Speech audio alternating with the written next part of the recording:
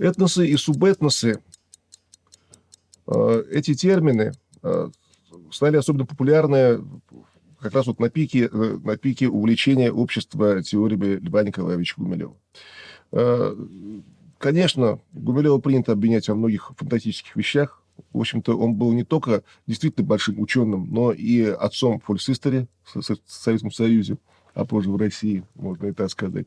Но что у него действительно было удачным, вот помимо его знаменитой, но на самом деле крайне спорной пассионарной теории и так далее, и многих других вещей, то есть долго перечислять, это как раз вот его таксономика, то есть его учение об этносах само по себе. Его противник, идеологически, так сказать, идейный оппонент Юрий Владимирович Брамлей, он такой, с такой стройной и популярной, пришедшейся публике по душе иерархии создать не смог. Да кто знает, что такое этникос, например, сейчас? Очень мало кто, кроме тех, кто еще не забыл уроки этнографии на истфаке, учебники Брамлея, по которым мы учились. Вот. А у Гумилева все получилось очень логично. То есть сначала, сейчас менее употребляемые, но тоже достаточно интересные такие вещи, как консорции, конвиксия, то есть объединение людей сначала по роду занятий, интересам, потом уже по общим интересам более такого политического характера. Далее субэтносы, они уже объединяют людей уже в межпоколенном пространстве. То есть не только в пространстве, но и во времени. То есть когда определенный образ жизни передается уже из поколения в поколение и связывает людей, не просто как связывает людей, например, рыцарский орден, да? Вот. Это еще слишком мало для субэтноса. А так, как связывает людей образ жизни, например, казаков. Вот казаки, например, это субэтнос сам по себе. Субэтносы, причем они могут быть и большими по размеру, и маленькими. Тут еще от народа зависит. В Китае есть такие субэтносы, которые значительно больше довольно больших этносов, к примеру. Да, более того, вот, скажем, у небольшого по размерам татарского народа или, вот, скажем, башкирского народа, который еще меньше по численности населения, есть свои субэтносы. У татар, например, это мишари. Вообще татары, они состоят из различных, конечно, множество различных групп, но два ядра там было на самом деле два. Это казанлы, которые и вот создали, по сути, матрицу современных татар. Те, кого мы татары называем, это казанские татары, на самом деле.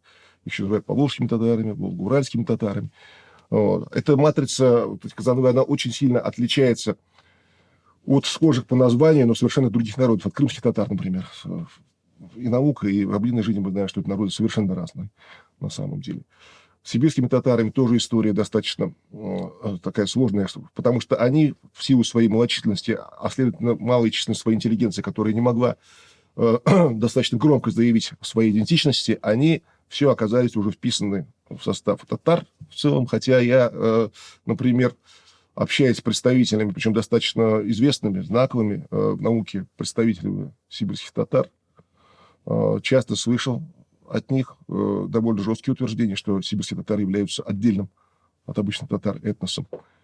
Там еще сыграла роль то, что сибирские татары же, они неоднородны. Есть вот сибирские татары, которые сибиры, которые действительно являются коренным населением Сибири.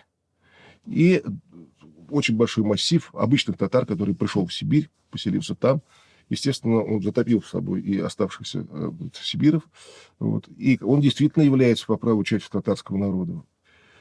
В данном случае, поэтому мы имеем в виду довольно спорную ситуацию, являются ли сибирские татары субэтносом татар или отдельным этносом. Но и у обычных татар вот есть, точнее, были субэтносы, это, как я уже говорил, казанлы и мишари. Казанлы даже не субэтнос, на самом деле, это основное материнское тело вот это казанского, татарского этноса. А мишари, они родом как раз из Нижнего Поволжья. Это наследники Касимовского ханства и вот так называемых нижегородских татар. Они в свое время сменили свой этноним мишари на татар, поскольку они оказались островком, маленьким тюрко-мусульманским островком в Большом Русском море. И им, чтобы сохранить свою идентичность, а это было для них религиозным предписанием, потому что это означало сохранить ислам, сохранить свою веру, сохранить свою весьма славную историю. Вот. Им нужен был какой-то большой проект, им нужно было войти в какой-то большой проект, национальный проект. Сами они просто по численности своей и по своему демографическому состоянию, когда они одни в этом Русском море находятся, были это сделать не в состоянии. Поэтому они с радостью включились в создание вот этого татарского проекта сами по себе. Другим, как я уже говорил, ядерным таким стержнем этого татарского проекта был уже этнос татар-казановый.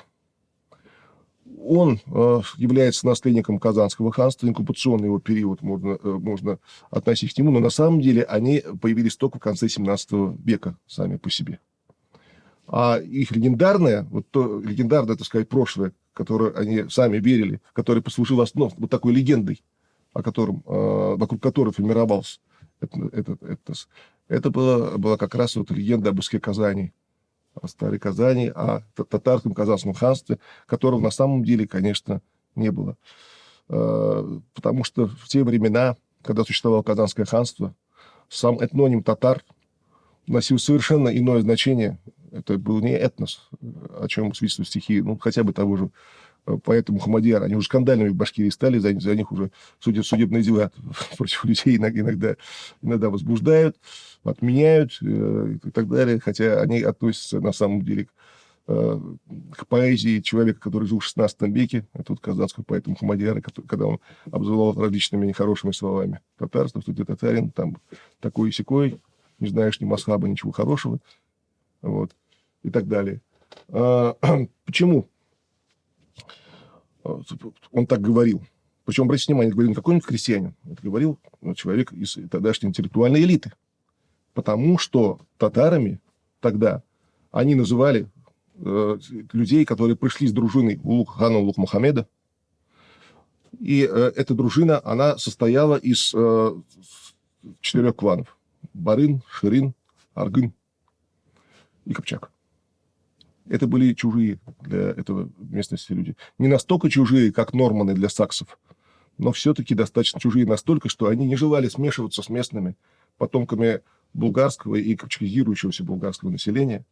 Вот. И там они, естественно, заняли, как маньчжуры в Китае, все руководящие посты, хотя было их немного, во многом копируя, по крайней мере, под предположением Дамира Исхакова, во многом копируя систему Крымского ханства, совершенно другого, в общем-то, образования. И вот отсюда такая реакция у местного населения.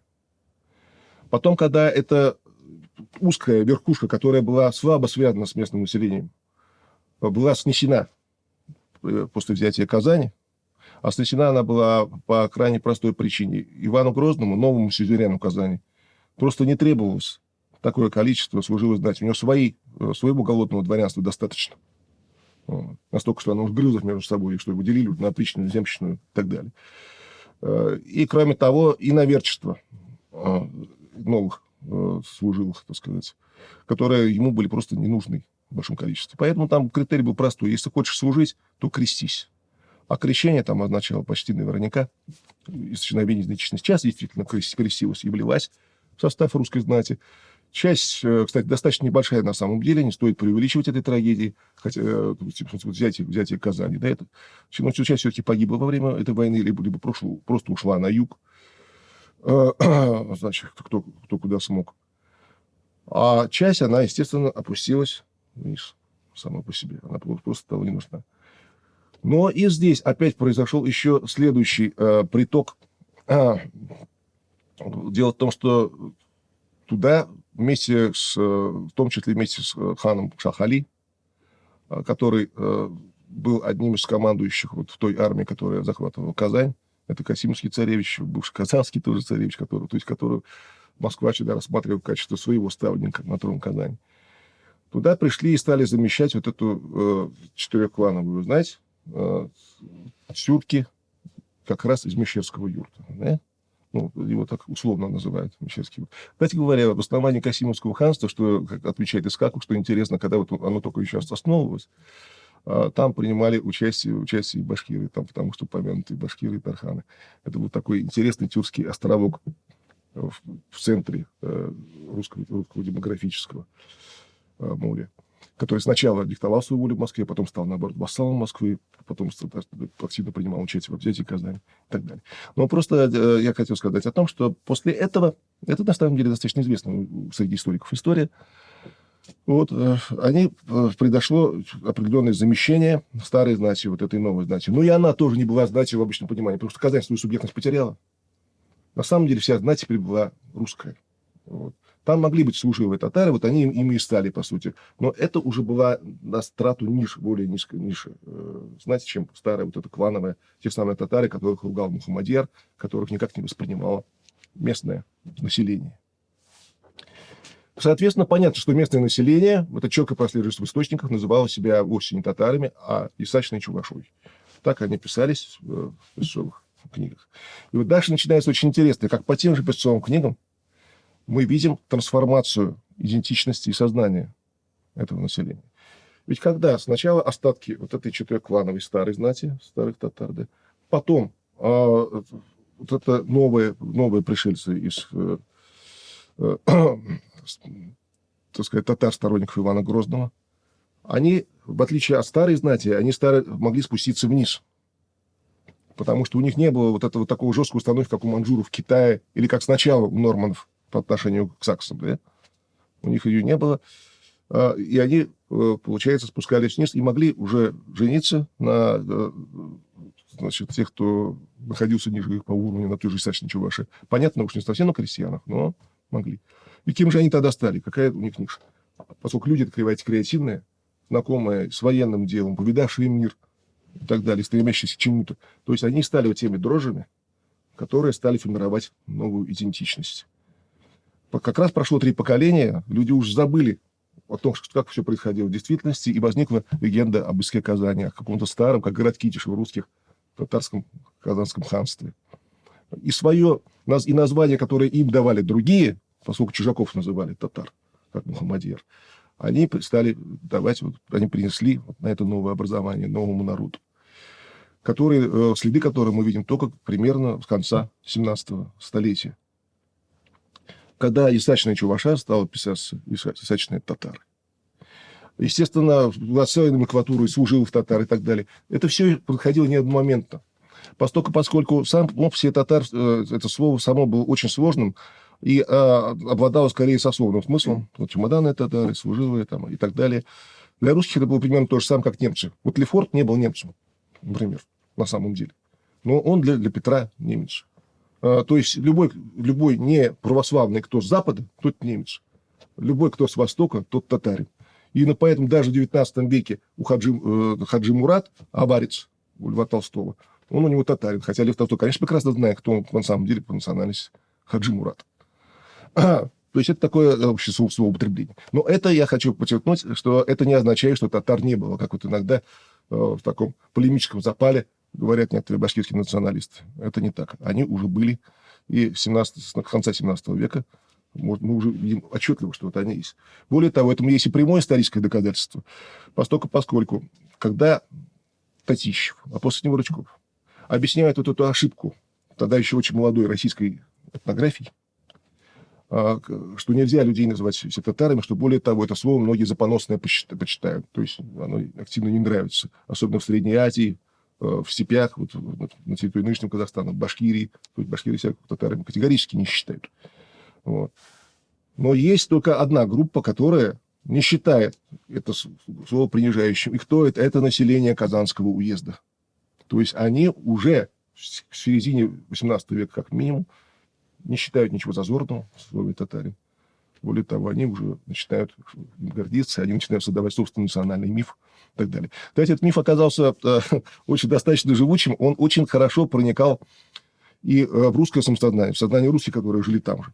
Настолько, что, например, в конце 19 века местные городские власти решили разобрать такой шар на шпиле башни Сюембике, чтобы прочесть там, так сказать, послание от предшествующего поколения. Потому что у них была легенда, что вот еще со времен чуть ли не царицы Сюембике, там вот есть какие-то таинственные письмена татарские и так далее. То есть сами русские власти думали, что это символ татар, и это действительно татарская башня. А башни, более того, так думают, по-моему, некоторые, не только люди, простые люди, но и ученые до сих пор. По крайней мере, я вот был на одной авторитетной международной конференции недавно, и один из моих коллег, который жаром описывал татарский национализм, как вот он все растет, какие там легенды, мифы вокруг него, и в числе прочих его символов описывал башню Сюембике. Наряду с совершенно татарским символом. Ему даже в голову не приходило, что на самом деле это русская боевая башня вообще. Примерно начало 18 века. Конца 17-го, начала 18-го. Но это совершенно твердо датируется в таком промежутке. И самое смешное, особенно, скорее всего, против башкиров. Поскольку других противников там уже не ожидалось. А как раз именно башкирские повстанцы. И во время войны 1681-83 годов, вот, когда, по словам Рычкова, вот это восстание Сиита Садиира, когда Сиит развернул свое движение и так и остался неотомщенным. И было разорено все Поволжье. И во время войны 1705-го, 11-го, 22-го, по сути, годов, когда воины Алдара Исикеева и Кусюма Телекеева как раз подходили под Казань. Это был единственный противник, против которого пригодилась эта самая боевая башня. Но, видите, уже тогда, даже это за давностью лет, даже русская интеллигенция была уверена в том, что это башня татарская. Так вот действуют исторические мифы, которые на самом деле обладают большим мобилизующим значением. И надо сказать, что вот эти два субэтноса, которые слились в один, это образовали ядро одного этноса, и вокруг которого группировались уже многие другие, да, в случае с нашими братьями-татарами, они с очень разной скоростью формировались в один этнос, а потом в одну нацию. Взять вот тех же мишарий. Одно дело мишарий Поволжья, о которых я уже говорил. Да? Поскольку, чтобы не ассимилироваться, у них просто выхода другого не было. Те, кто искал другой выход, они стали русскими. Все. Вот. Крещан – это вообще отдельная история. Это один. Вот. Далее, и совсем другой мещеряки Башкирии, которые свое мишарское самосознание сохранили вплоть до 17 года. Почему?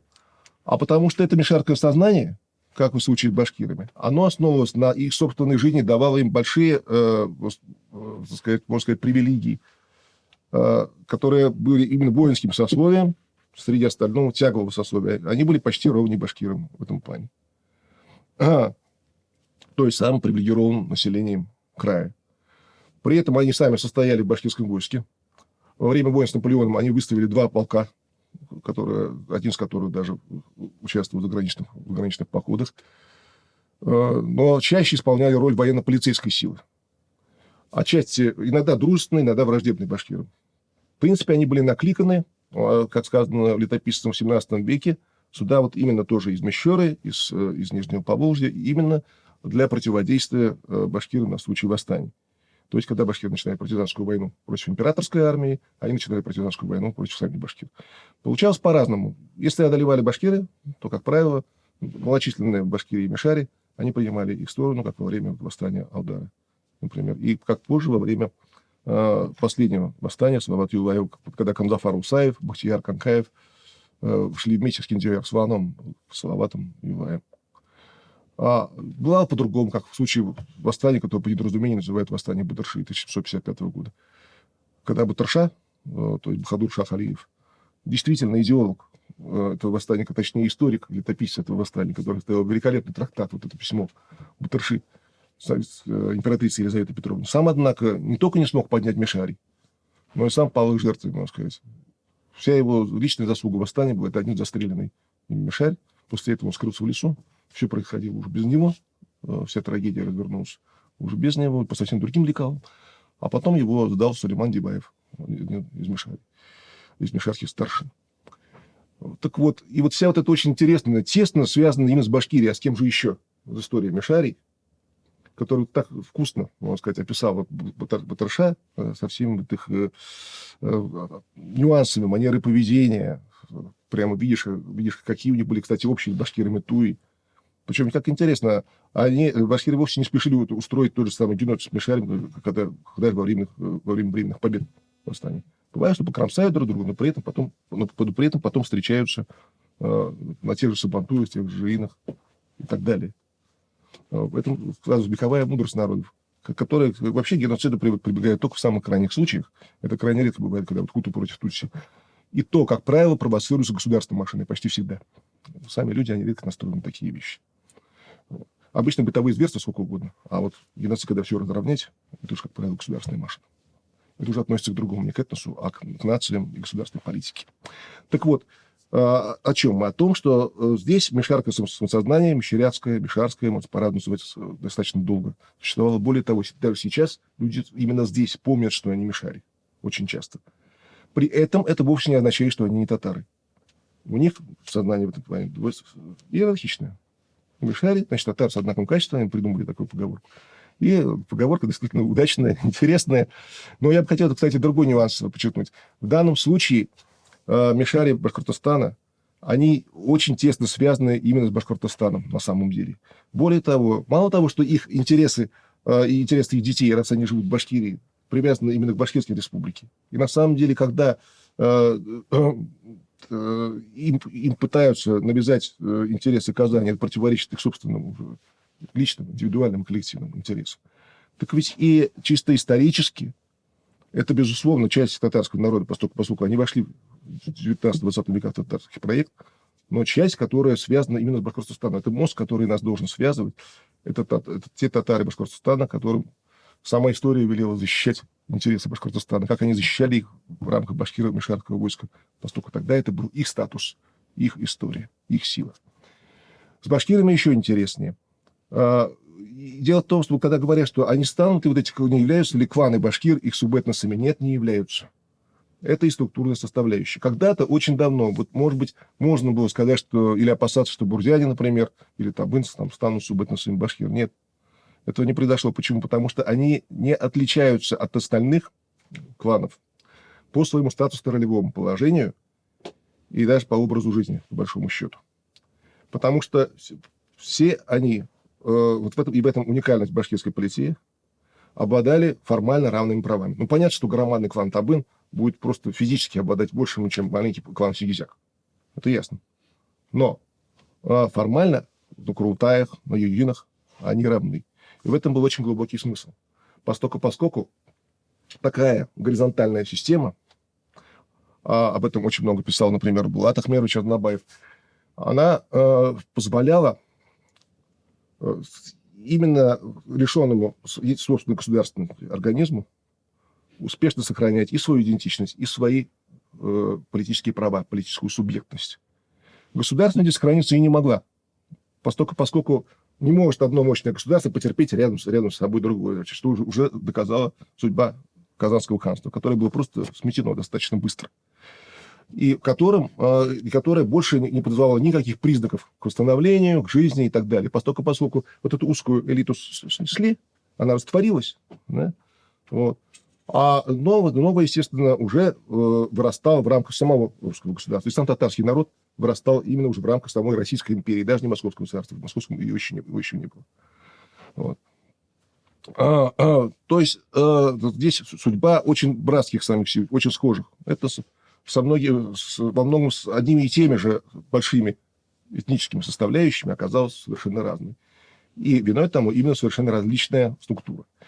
Когда только начиналось движение башкирских родов, еще в 90-х годах, да, местная башкирская интеллигенция во многом восприняла ее в штыки. В частности, потому что один из ее патриархов того времени, Дамир Джаватович Валеев, например, он по канонам классического такого буржуазного национализма, который они все вычитали из советских, можно сказать, учебников, где критиковали все эти буржуазные национализмы. Вот. Они так очень формально стали опасаться трибализма. Например, трибализм – это вражда между племенами, грубо говоря. Они восстановлены тем самым трибализм. И только сейчас мы сидим, что нет, не восстановим. Мы, например, это считали с самого начала, что никакого трибализма у нас нет и не будет. Почему? А потому что в Башкирии все эти кланы давным-давно потеряли свое социально-экономическое значение. Социально-политическое. В отличие, скажем, от тейпов Чечни, где по разным причинам есть разница. Ты из тейпа Биной вот, или ты из тейпа Мялхи. А у нас вот от того, что я Карагай Герей Капстат, мне как-то не тепло, не холодно. Абсолютно. Мне это нигде не поможет. Ни при поступлении, нигде. В Казахстане тоже разница, там, правда, немножко по-другому. Там не столько от племени, сколько от джуда еще зависит. То есть это вообще скатились в глубокую архаику. Но это как-то влияет. Про Среднюю Азию говорить нечего. Там такие вещи, там, где они есть, они влияли всегда. Там есть более знатные роды, менее знатные роды, более уважаемые, менее уважаемые. У нас такого не было никогда. Даже в средневековье, поскольку, по крайней мере, точнее, даже в новое время, поскольку у нас, я уже говорю, формально все были равны, а после индустриализации у нас просто вообще не осталось. И поэтому для башкир это имеет скорее такое ностальгическое, романтическое звучание. Но не только. Для них это очень важный этноидентифицирующий, даже национально идентифицирующий фактор. Почему? А потому что ни у кого из соседей этого кланового деления нет. И тот же вопрос вот на северо-западе Башкортостана с населением плавающей идентичности, да, двойственной идентичности, за которой конкурируют башкирские и татарские национальные проекты, очень легко разрешался именно путем обращения вот к этим воспоминаниям о клановой системе. Дело в том, что у татар кланов нет. Я уже объяснял, что вот не считая вот этих дружин хана Улуг Мухаммеда, которые давно закончились, больше у самих татар, когда вот формировались татары, они их формировали без всякой опоры на кланы. Не было их. И именно поэтому неудивительно, что сколько у татарина вот не спрашивай, он скажет, я же не дикарь, что у меня кланы были. У нас нет ничего, это у вас это не есть. А башкир, скорее всего, это вспомнит. Если сам не вспомнит, у Латая спросит. Если еще жив Улатай, он почти наверняка скажет, что я из Инеи, я из Гирей, они это помнят. И как только клубок начинает разматываться, сразу люди видят, кому по происхождению, как минимум, они относятся. Это не означает, что они обязательно железобетонно-башкиры при этом. Человек есть тот, кем он сам себя считает на самом деле. Ну, хоть папуасом себя считает, в принципе. Если вот захочешь так. Есть вот эльфами же записываются. Ну, значит, ты эльф. Раз так записался. Так что тут, пожалуйста, свобода выбора полная. Но здесь, зато сразу появляется этноидентифицирующий признак. Причем очень яркий. В наше время это редкость, поскольку сейчас все говорят на одном языке. На русском, кто продвинутый, на английском. Кто еще больше продвинутый, еще и свой родной язык помнит. А иногда и язык. Вот. Но занятия у нас у всех одни и те же. Все одно и то же. Как людей отличать? А вот здесь появился очень интересный такой маркер. Причем ведь сейчас этника очень в моде сама по себе. Именно вот эта тоска людей по идентичности, потому что выделяло бы их, отличало бы их коллектив от другого коллектива, обусловило вот этот возврат к этнике. Как помните, Пелевин очень тонко по этому поводу говорил про чеченцев в Generation P. Когда там один бандит объясняет главному герою, он говорит, что вот у чеченцев есть идентичность, а у нас ее нет. Вот поэтому на нас вот так вот и смотрят. То есть поэтому у нас низкое статус-ролевое положение. А у чеченцев в 90-х годах она была очень крутая. Почему? Да просто потому, что она у них была, а у разроденного, более, так сказать, урбанизированного населения их не было. Причины этого это уже другие. Тут получилось, что отсталость, тут сыграла, наоборот, обратную роль. В условиях всеобщего хаоса и развала те коллективы, которые сохранили доиндустриальные еще связи, оказались в стыкании. У башкир это не произошло, потому что у них таких связок нет. Их кланы, как я уже сказал, давно не работают. А когда они работали тоже для этого же, для войны, по сути. Для отстаивания своих прав, для защиты вотчинного права на землю. Вот. Поэтому и кланы субэтносами сами по себе не являются, и субэтносов таких среди них не видно. У них был другой субэтнос, это типтярий. Типтярий, он тоже как бы и своим субэтносом его считают и татары, и башкиры. И я, в общем-то, тоже не вижу в этом никакого противоречия. Потому что, с одной стороны, типтярий, да, массово входили в татарский национальный проект, особенно в самом начале советского времени. Почему? А потому что их с обычными башкирами разделяла сословная родина. На самом деле башкиры уже несколько поколений как не были отдельным сословием. Их вотчины давно превратили в частное владение, на самом деле. Хотя еще вотчинное право формально так и не было отменено до 1917 года, да? Вот. Но все уже. Они давно-давно не жили так кланами, хотя память о них сохранялась, зафиксирована тем, что тоже Руденко и так далее. Но все равно по статусу они считали себя, и самое интересное, сами типтяри считали себя ниже, выше. Это еще чувствовалось. Это чувствуют в названиях разных концов деревень. Я не буду их приводить сейчас, наверное. Но это было. Разница та же, как между казаками и иногородними. Именно это предчувствовал Заки Валиди, который сам был стептярем, но явно башкирского происхождения, чем очень гордился. Но он именно поэтому настаивал, как этнолог, как востоковед, что типтяри – это часть башкирского народа. И типтяри – это обязательная часть башкирского национального проекта. Это многие башкиры даже продвинуты не понимали. Тот же Шагид Худайбердин, когда он хотел обвинить Валиди, он что говорит? Не только то, что тот не большевик, вот, а то, что теперь. Это у нас продвинутый коммунист так говорит, обвиняет другому в том, что, а он, видите ли, не настоящий башкир. Не совсем настоящий, он теперь. Вот это их разъединяло башкирам. Хотя по наиболее обоснованной гипотезе концепции Асфандиярова Анвара Закировича, само по себе сословие тептярий, оно возникло именно в башкирской среде. Из тех башкир, которые были лишены вотчинного права, а приписаться сразу не смогли, самое главное, они были выбиты из системы своего рода. Те, которые лишились где-то своей вотчины, но из системы все-таки не вышли, они так оставались где-то припущенниками, а где-то особа. Вот Акай Кусимов, например, сын одного из знаменитых предводителей башкирского восстания, Кусима Тюликеева, да, и сам предводитель следующего башкирского восстания. Он в одном месте был вотчинник, особа, в другом припущенник. А тептяри он не стал. А тептяри – это люди, это такие случаи, кстати, и в Индии бывали, которые они выбиты из одной касты, и они тут начинают формировать свою. И вот это сословие припущенников, к которым потом стали присоединяться все новые и новые припущенники с миграцией со стороны Запада. В основном это были предки татар, чуваши, удмурты. А потом с развитием татарского проекта, естественно, они стали быстро татариться. Уж хотя бы потому, что огромное количество это были финно-угроязычники, финно-угры, чуваши, у которых оставалось вот это язычество. А язычество, как известно, очень быстро поддается миссионерскому влиянию, особенно если влияние ислама. Почему? Потому что влияние православной церкви, оно ассоциировалось с диктатом. Диктату всегда хочется сопротивляться. А муллы миссионеры, они, естественно, действуют на такие протестные чувства людей и в то же время дают им защиту, дают им новый проект. И вот так вот этот субэтнос оказался разделен между двумя разными этносами. Простейший пример, пожалуйста, генерал Шаймуратов. Когда вот начинаются вот эти дурацкие споры башкиры и татары. Вот я считаю, что башкир, например. Но сами этих споров я терпеть просто не могу. Потому что нельзя делить героев Великой Отечественной войны. Сам же он себя, записывал тептярь. То есть в определенное время все еще, даже уже к 30-м годам, все еще люди помнили насчет тептярей. Другое дело, что советская этнология этого не знала, этих субэтносов. Они были ей не нужны, по крайней мере, в национальных переписях. Понятие можно, логика понятная. Что никаких мишарей, никаких тептярей, никаких нагайбаков, или башкиры, или татары. Чтобы все упорядочить, и были большие социалистические нации, развитые, и так далее, и так далее. Вот.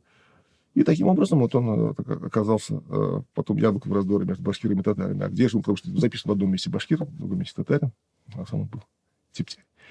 Вот так даже на примере относительно небольших народов, таких как башкиры и татары, можно увидеть разницу между субэтносом и более широким объединением, которое охватывает в себе вот эти более мелкие этнические образования, то есть этносом. Вот. А о соотношении этноса, народа и нации мы поговорим в следующий раз.